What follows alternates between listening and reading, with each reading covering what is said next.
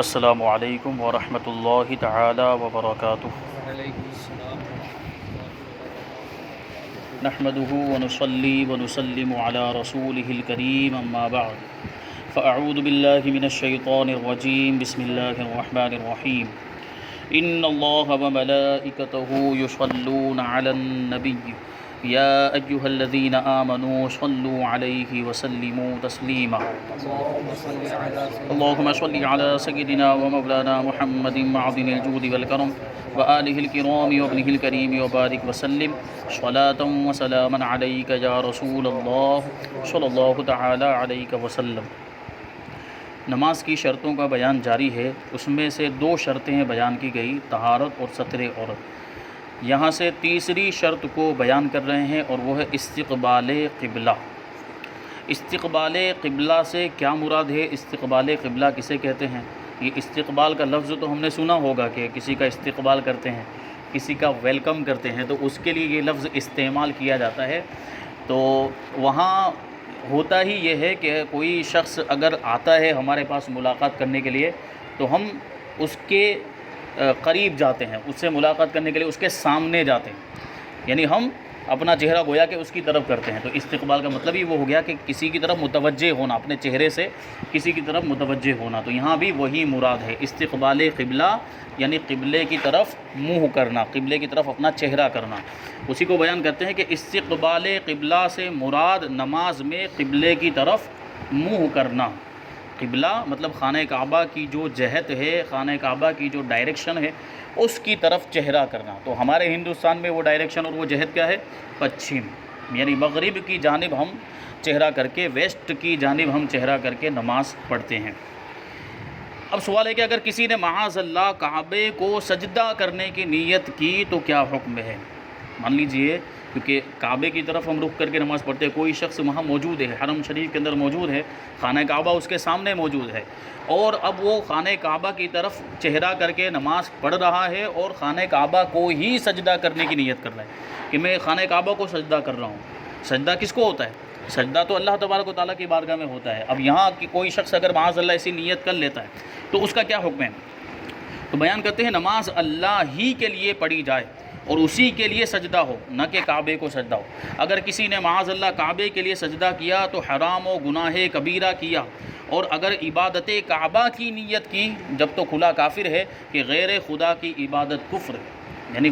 خانہ کعبہ کو معبود سمجھ کے، اس کو خدا سمجھ کے، اس کو سجدہ کرنے کی نیت کر کے خانہ کعبہ کو سجدہ کیا تو کافر ہو جائے گا۔ اور ویسے بھی خانہ کعبہ کو سجدہ کرنے کی نیت سے، یعنی اس کو معبود نہیں بھی سمجھتا ہے، اگر اس کو خدا نہیں سمجھتا ہے لیکن خانہ کعبہ کو سجدہ کرنے کی نیت سے سجدہ کرتا ہے تو یہ حرام اور گناہ کبیرہ ہے۔ تو صرف چہرہ ہمارا خانہ کعبہ کی طرف رہے گا یا اس کی جہت میں رہے گا، اس کے ڈائریکشن میں رہے گا، لیکن نیت تو یہی رہے گی کہ ہم عبادت کس کی کر رہے ہیں؟ اللہ تبارک و تعالیٰ کی۔ ہم سجدہ کس کو کر رہے ہیں؟ اللہ تبارک و تعالیٰ کو۔ تو نیت تو یہی رہے، کیونکہ اللہ تبارک و تعالیٰ کے سوا کوئی بھی عبادت کے لائق نہیں، اللہ تبارک و تعالیٰ کے سوا کوئی بھی معبود نہیں، کوئی بھی خدا نہیں۔ اگر کعبہ معظمہ کے اندر نماز پڑھے تو کس طرف رخ کرے؟ اگر کسی کو یہ سعادت نصیب ہو جائے، بعض بزرگان دین ہیں اور اللہ کے نیک بندے ہوتے ہیں، ان کو کبھی یہ سعادت مل جاتی ہے کہ خانہ کعبہ کے اندر جانے کا ان کو موقع ملتا ہے، تو وہ دروازہ ان کے لیے کھولا جاتا ہے، وہ اندر جاتے ہیں اور پھر وہاں نماز پڑھتے ہیں۔ تو سوال یہ پیدا ہوتا ہے کہ اگر ہم باہر ہیں تو خانہ کعبہ کی طرف ہمیں چہرہ کرنے کا حکم ہے، اب اندر آدمی پہنچ گیا اگر تو پھر کدھر چہرہ کرے گا؟ سوال بہت بنیادی سوال ہے۔ جواب دیتے ہیں کہ خانہ کعبہ کے اندر، کعبہ معظمہ کے اندر نماز پڑھی، کعبہ معظمہ کے اندر، معظمہ مطلب تعظیم والا، خانہ کعبہ معظمہ کے اندر نماز پڑھی تو جس رخ پر چاہے نماز پڑھے۔ کعبے کی چھت پر بھی ایسا ہی حکم ہے، مگر اس کی چھت پر چڑھنا مکروہ، ممنوع ہے، منع فرمایا گیا،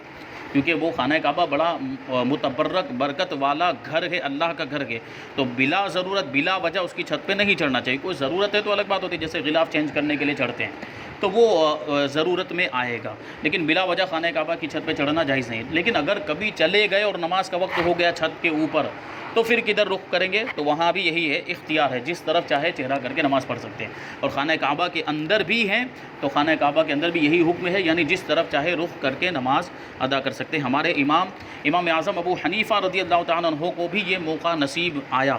تو آپ اندر تشریف لے گئے، 2 رکعت نماز ادا کی اور دعا کی، رو رو کر دعا کی. کن کے لیے دعا کی؟ یہ دیکھیے طریقہ نبی پاک صلی اللہ علیہ وسلم کا بھی طریقہ کہ پوری زندگی اپنی امت کے لیے دعا کرتے رہے، امت کی بخشش کے لیے. تو اماموں نے بھی اسی طریقے کو اپنایا. تو امام دعا کرتے ہیں تو اپنے لیے دعا نہیں کرتے ہیں، اپنے مقلدین کے لیے دعا کرتے ہیں، جو ان کے پیروی کرنے والے، جو ان کی تقلید کرنے والے، یعنی ہم گنہگار لوگ. دیکھیے کتنا نصیب ہمارا کتنا بلند و بالا ہے کہ نبی بھی ہمارے لیے دعا کرتے ہیں اور ہمارے امام بھی ہمارے لیے دعا کرتے ہیں. تو خانہ کعبہ کے اندر انہوں نے ہمارے لیے دعا کی تو غیب سے آواز آئی کہ اے ابو حنیفہ، قیامت تک ہونے والے تمہارے پیروکاروں کو ہم نے بخش دیا. یہ امام اعظم ابو حنیفہ رضی اللہ تعالیٰ عنہ کا مقام و مرتبہ کہ وہ دعا کرتے ہیں تو غیب سے وہ دعا کا جواب بھی آتا ہے. ہم دعا کریں تو ہمیں تو پتہ ہی نہیں چلتا ہے کہ ہماری دعا کہاں گئی، دعا قبول ہوئی بھی ہے کہ نہیں ہوئی ہے. تو یہ دیکھیں یہ مقام و مرتبے ہوتے ہیں. اب آگے سوال ہے،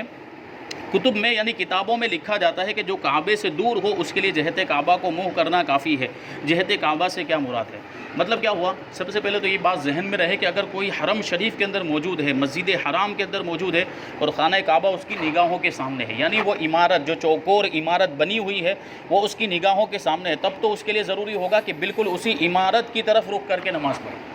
یعنی اب وہ جہت اس کے لیے کافی نہیں ہوگی. جیسے مسجد حرام کے اندر یہ خانہ کعبہ، بیچ میں خانہ کعبہ ہے اور آدمی ادھر کھڑا ہوا ہے، تو یہ خانہ کعبہ کی اس کے لیے گویا کہ جہت ہو گئی، ڈائریکشن ہو گیا. تو وہ ادھر رک کر کے نماز نہیں پڑھ سکتا، وہ ادھر رک کر کے بھی نہیں، بلکہ بالکل عمارت کی طرف چہرہ کر کے اس کو، کیونکہ خانہ کعبہ اس کے سامنے ہے. تو خانہ کعبہ جب اس کے سامنے ہو تو جو عمارت ہے خانہ کعبہ کی اس کی طرف رک کرنا لازم ہوتا ہے. لیکن بیان کرتے ہیں کہ جو خانہ کعبہ کو دیکھ نہیں رہا،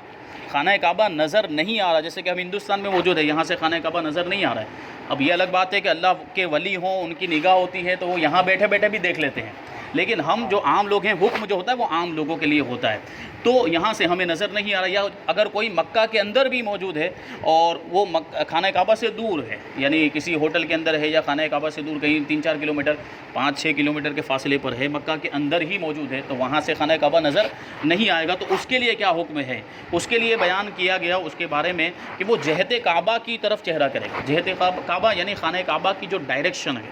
اس ڈائریکشن کی طرف وہ چہرہ کرے گا. اب اس کا مطلب کیا ہوتا ہے اس کو بیان کرتے ہیں.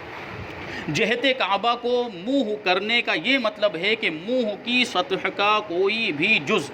خانہ کعبہ کی سمت میں واقع ہو. منہ کی سطح یعنی چہرہ، یہ چہرے کی جو سطح ہے، یہ جو حصہ ہے جو چہرے میں شمار ہوتا ہے. اس سے پہلے بھی چہرے کی تعریف بیان کی گئی تھی کہ بال اگنے سے لے کے تھوڑی کے نیچے تک ایک کان کی لو سے یہ چہرہ کہلاتا ہے. تو چہرے کی یہ سطح ہوئی تو اس کا کوئی بھی جز، اس کا کوئی بھی حصہ خانہ کعبہ کی جہت میں ہو، یا تو بالکل سیدھا ہے تو یہ آگے کا حصہ خانہ کعبہ کی جہت میں ہوگا. تھوڑا بہت ایسے اگر گھما بھی دیا چہرے کو تو یہ والا حصہ، کیونکہ یہ بھی چہرے کی سطح میں آتا ہے، تو یہ والا حصہ خانہ کعبہ کی جہت میں ہوگا. تو کوئی بھی حصہ، کوئی بھی جز چہرے کی سطح کا خانہ کعبہ کی طرف ہو تو مان لیا جائے گا کہ چہرہ خانہ کعبہ کی جہت میں ہم نے کیا، خانہ کعبہ کی جہت. تو اگر قبلہ سے کچھ انحراف ہے، انحراف کا مطلب پھرنا، اگر قبلہ سے تھوڑا بہت انحراف ہے، ٹھیک ہے، مگر منہ کا کوئی جز کعبے کے مواجہہ یعنی سیدھ میں ہے، جیسے میں نے ابھی کہا کہ تھوڑا سا چہرہ ادھر گھما ہوا ہے تو یہ ادھر والا رخسار والا جو حصہ ہے یہ بھی منہ کی سطح کا حصہ ہے، یہ بھی منہ کی سطح کا جز ہے، یہ خانہ کعبہ کی طرف، اس کی جہت کی طرف ہوگا، اس کی سیدھ میں ہوگا، مواجہہ میں ہوگا، تو نماز ہو جائے گی. اور اس کی مقدار 45 درجہ رکھی گئی ہے،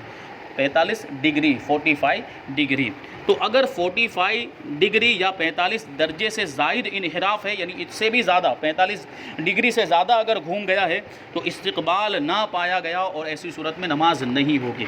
یہ 4 ڈائریکشن ہے اور ہر ڈائریکشن جو ہوتی ہے وہ 90 درجے کی ہوتی ہے، 90 ڈگری کی ہوتی ہے. تو جو قبلے کی جو ڈائریکشن ہو وہ بھی اس کی جو ڈائریکشن ہوگی مغرب کی جانب، یہاں سے ہم دیکھ لیں تو ہندوستان سے مغرب کی جانب یہ قبلے کی ڈائریکشن ہے، قبلے کی جہت ہے. تو 45 ڈگری ادھر اور 45 ڈگری ادھر، یہ یہاں تک اجازت ہے. یعنی اس کے درمیان میں اگر اتنا تھوڑا سا گھوم گئے ہیں یا ادھر تھوڑا سا گھوم گئے ہیں تو نماز ہو جائے گی، مانا جائے گا کہ قبلے کی جہت کی طرف ہی اس کا چہرہ ہے، اسی ڈائریکشن میں چہرہ ہے جو خانہ کعبہ کی ڈائریکشن ہے، تو نماز ہو جائے گی. لیکن اگر اس سے زیادہ گھوم گیا، 45 ڈگری سے زیادہ گھوم گیا ہے تو پھر اس کی نماز نہیں ہوگی، استقبال قبلہ نہیں پایا جائے گا. اس کو سمجھنے کے لیے آسانی کے ساتھ آپ جو ہے کہ ایک نوٹ بک لیں، ایک کاپی لیں اور اس کے اندر بالکل چوکور ایک اسکوائر بنا ہے، چوکور ایک خانہ بنائیں اور اس میں بالکل بیچ میں اوپر سے نیچے کی جانب ایک لکیر کھینچیں، بالکل بیچ میں، وہ اسکوائر کہتے ہیں، اس کے 2 حصے ہو جائیں گے۔ اب جو بیچ میں ہم نے لکیر کھینچی ہے تو وہ جہاں نیچے کی جانب وہ لکیر بیچ والی جہاں ختم ہوتی ہے وہاں سے پھر ہمیں دائیں جانب اوپر کی طرف ایک لکیر کھینچنی ہے، اور جو اوپر کی طرف دائیں جانب جو کنارہ ہے جہاں ادھر کی لکیر اور اوپر کی لکیر آ کے مل رہی ہے وہاں لے جا کر اس لکیر کو ملا دینا ہے۔ پھر دوسری لکیر وہیں سے بیچ والی لکیر جہاں ختم ہو رہی وہاں سے دوسری لکیر لے کر دوسرے کونے تک ملانا ہے، اوپر کی جانب جو دوسرا بائیں طرف جو کونا ہے اس میں ملانا ہے۔ اب آپ کو یہاں پر جو ہے کہ یہ خانہ بن گیا، یہ خاکہ بن گیا، تو اب آپ کو تصور کرنا ہے کہ گویا کہ نمازی وہاں کھڑا ہوا ہے جہاں پر وہ تینوں لکیریں آ کر مل رہی ہیں، دائیں جانب والی لکیر بھی، بائیں جانب بھی، اور بیچ میں جو سیدھی لکیر کھینچی تھی وہ بھی وہاں آ کے مل۔ تو یہاں اگر نمازی کھڑا ہوا ہے تو وہ اس لکیر کے اندر تک چہرہ گھما سکتا ہے۔ اگر اس لکیر کے اندر یہاں تک اگر وہ گھما ہوا ہے تو یہ 45 ڈگری کہا جائے گا، اور اس لکیر سے باہر اگر گیا، جو ٹیڑھی لکیر جو کونے تک ملائی ہے بیچ میں سے لے کر نیچے سے لے کر اوپر کی جانب ایک کونے تک جو لکیر، اس طرح 2 لکیریں گئی ہوں گی، ایک تو بیچ میں سیدھی لکیر ہوگی اور ایک یوں جائے گی اور ایک یوں جائے گی، اور یہاں بیچ میں اگر نمازی کھڑا ہوا ہے تو وہ چہرہ اس لکیر تک گھما سکتا ہے جو ٹیڑھی ہے، اور ادھر بھی اتنے ہی وہ، اور اگر لکیر سے باہر چلا گیا اس کا چہرہ تو پھر نماز نہیں ہوگی۔ یہ سمجھنے کے لیے اس کو آپ جو ہے کہ کاپی میں بنا کر دیکھ سکتے ہیں۔ اگر کسی نے بلند پہاڑ پر نماز پڑھی تو قبلہ کی سیدھ کیسے پائی جائے گی؟ خانہ کعبہ کی جو عمارت ہے اس کی ایک حد ہے، عمارت یعنی مثال کے طور پر اس کی اتنے فیٹ اونچائی ہے، اور اگر پہاڑ پہ کسی اونچے پہاڑ پر چڑھ گیا ہے جو پہاڑ خانہ کعبہ کی عمارت سے بھی اونچا ہے، تو وہاں خانہ کعبہ کی سیدھ کیسے پائی جائے گی؟ یا جیسے ہم اپنے ملک کے اندر یا کسی دوسرے ملک کے اندر کوئی بہت بلند و بالا عمارت ہے، 10 مالے کی عمارت ہے، یا جو ہے کہ اس سے بھی بڑی بڑی عمارتیں ہوتی ہیں، 25 منزلہ عمارت، کوئی آخری منزلے پہ چڑھ گیا ہے، آخری فلور پہ چڑھ گیا ہے، تو وہاں تو خانہ کعبہ کی سیدھ نہیں ہو پائے گی، وہ تو اونچا ہو گیا اس سے۔ بلکہ مکہ مکرمہ کے اندر ہی کتنے بڑے بڑے ٹاور اور کتنی بڑی بڑی بلڈنگیں موجود ہیں، مکہ ٹاور، کلوک ٹاور جو ہے وہ کتنی ساری اس کے اندر منزلیں ہیں، وہ کتنا اونچا ہے، دنیا کا سب سے بڑا کلوک ٹاور ہے، کلوک ٹاور دنیا کا سب سے اونچا کلوک ٹاور، وہ اس کو یہ جو ہے کہ اعزاز ملا ہوا ہے۔ تو اس میں کوئی اونچائی پہ چڑھ گیا تو وہاں تو خانہ کعبہ سامنے ہی نظر آتا ہے، وہ بھی نیچے کی جانب، تو وہ اونچا ہو گیا، تو اب سیدھ کیسے پائی جائے گی؟ تو اس کو بیان کرتے ہیں کہ قبلہ بنائے کعبہ کا نام نہیں،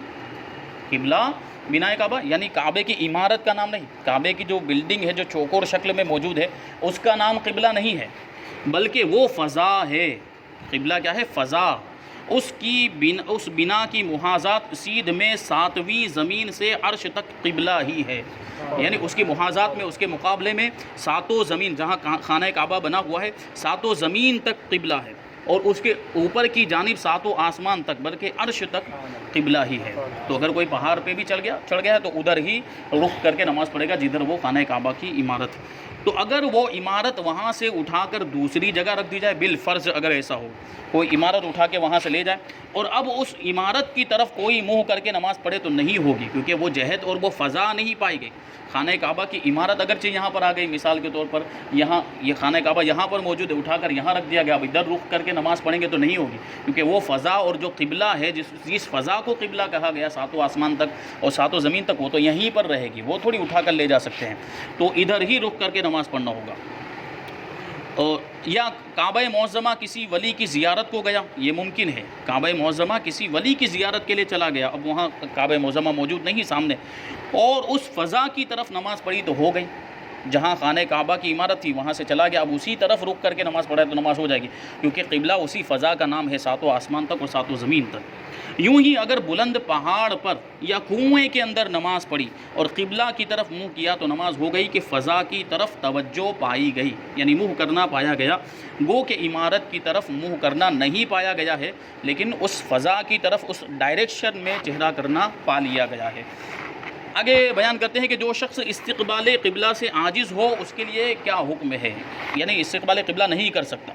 کسی مجبوری کی وجہ سے وہ خانہ کعبہ کی طرف یا قبلہ کی جہت کی طرف وہ چہرہ نہیں کر سکتا ہے، تو اس کے لیے کیا حکم ہے؟ جواب دیتے ہیں کہ جو شخص استقبال قبلہ سے عاجز ہو، مثلا مریض ہے یعنی بیمار ہے کہ اس میں اتنی قوت اور طاقت نہیں ہے کہ ادھر رخ بدل لے،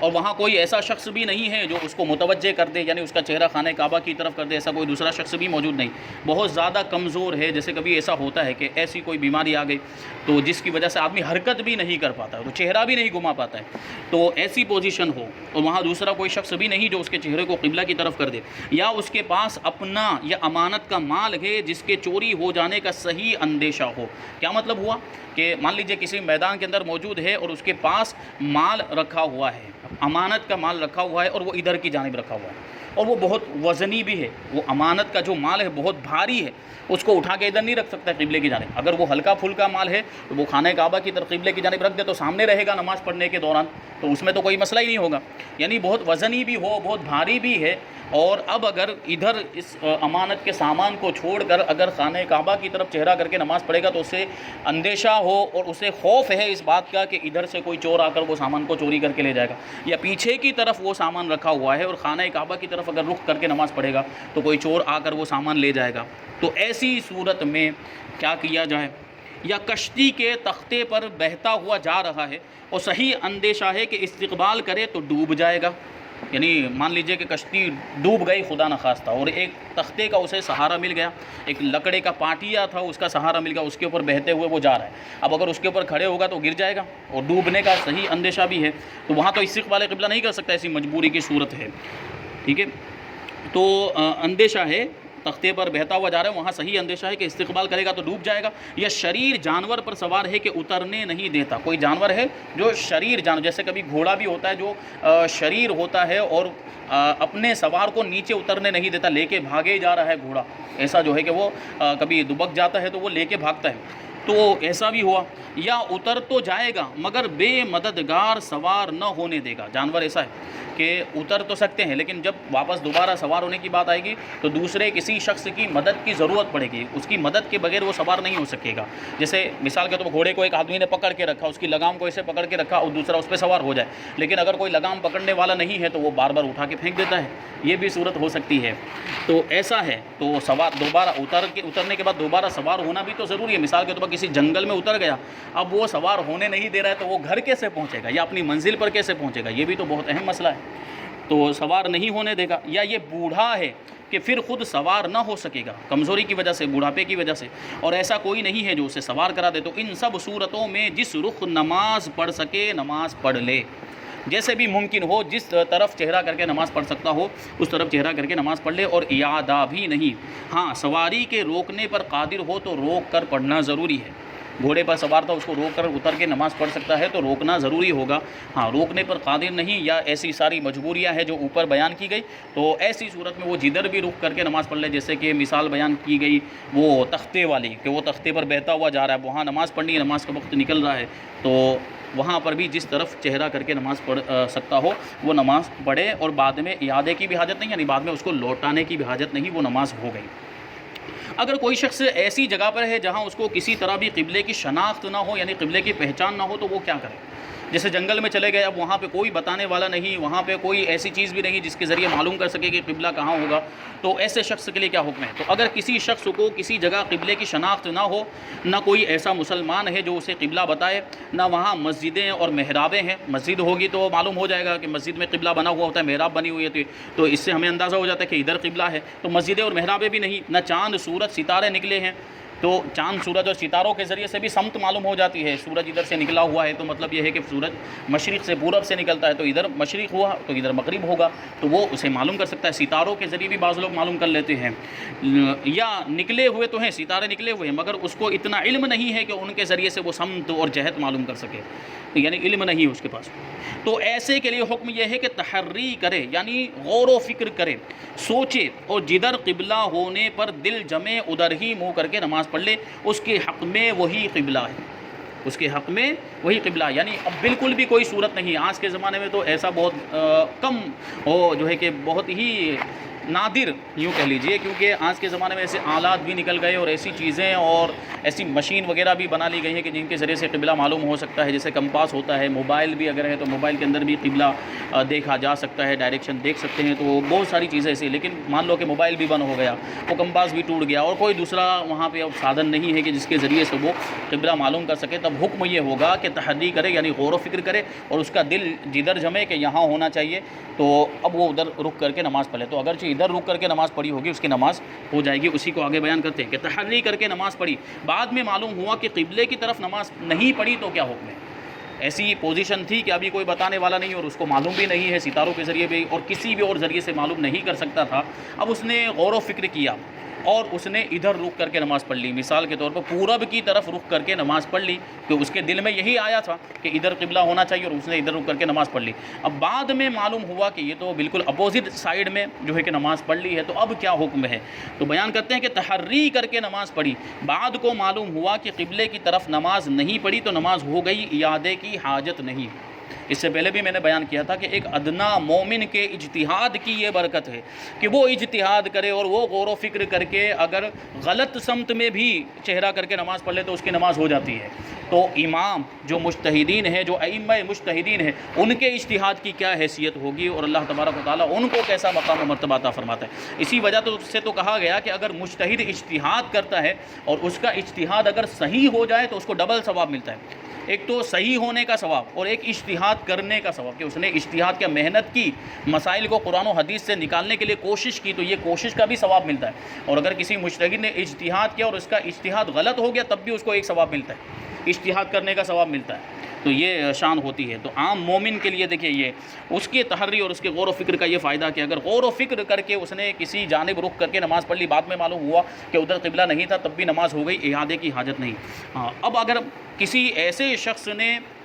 بغیر غور و فکر کے نماز پڑھ لی، غور و فکر نہیں کیا، ایسے ہی پڑھ لی، کدھر بھی چہرہ کر کے پڑھ لی، تو اب وہ فضیلت اسے حاصل نہیں ہوگی، وہ برکت اسے حاصل نہیں. وہ تحری کی برکت ہے، وہ غور و فکر کرنے کی برکت تھی کہ بعد میں معلوم ہوا کہ قبلے کی طرف نماز نہیں پڑھی، پھر بھی اس کو اعادے کی حاجت نہیں. لیکن اگر غور و فکر کیے بغیر نماز پڑھ لی ہے تو اس کو بیان کرتے ہیں کہ ایسا شخص اگر بے تحری کسی طرف منہ کر کے نماز پڑھ لے تو نماز نہ ہوئی، اگرچہ واقعی میں قبلے ہی کی طرف منہ کیا ہو. ہاں اگر قبلے کی طرف منہ ہونا بعد نماز یقین کے ساتھ معلوم ہو گیا تو نماز ہو گئی،